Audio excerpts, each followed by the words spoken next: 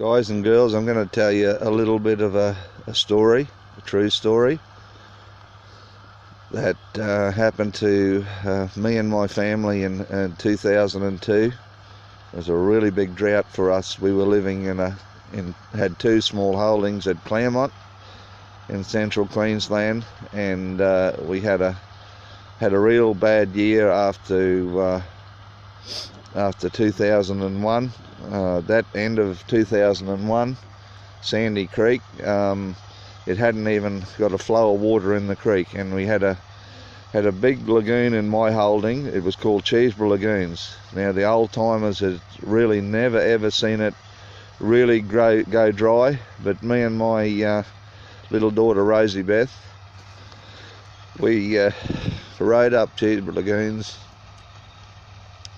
on a motorbike. It was that dry.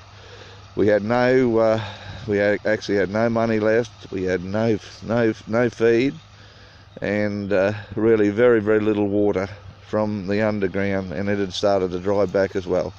But anyhow, the story is we had to spend all that we had, or we didn't have, I should say, and we trucked all the cattle out to a little holding that Dad had here at Camilla West. And Dad come over, he was fencing it and getting ready for the cattle to come. So we spent our last bob trucking the cattle out, trucking them out to Camilla West. We trucked them all out. I went with most of the trucks because a lot of the cattle were too weak to travel. We lost some on the way. We got them to Camilla West, and an idiot there lit a big fire up in the valley there behind us, and he took out most of Flagy Rock, Camilla West. So it took out all of Dad's fences, it took all our feed, nearly took the house out. The only thing that saved the house, there was a neighbour there hosing the house down, and a grader flicked the flames back from the house. That's the only thing that saved it. So what a mess. We had no feed at Claremont, we had no money, hardly any water, and now we had nothing on the other end, nowhere to go. So anyhow, a neighbour come to Dad and said, "Look, I've got a creek out here. I'll let you have that, but it's not fenced." So all I could do, I was working at the time. I said I have to take time off. I've got to head to the coast to try to save our livestock. So I maxed my bank card up. I grabbed Dad's old rusty Mazda ute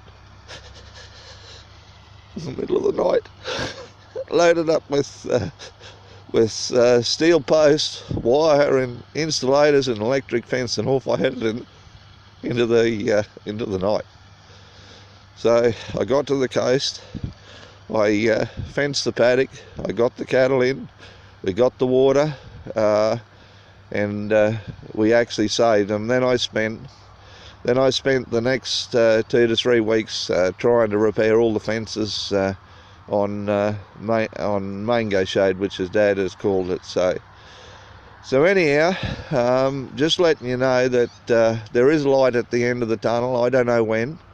I've been through a couple of other droughts, 82 as well, and 83 was a bad time as well. I'm here on the coast now, just with a handful of cattle. I had a serious accident back in 2005, and which brought me to the coast. So I have a few little ones now. But anyhow, what I'm saying, Guy, life is hard.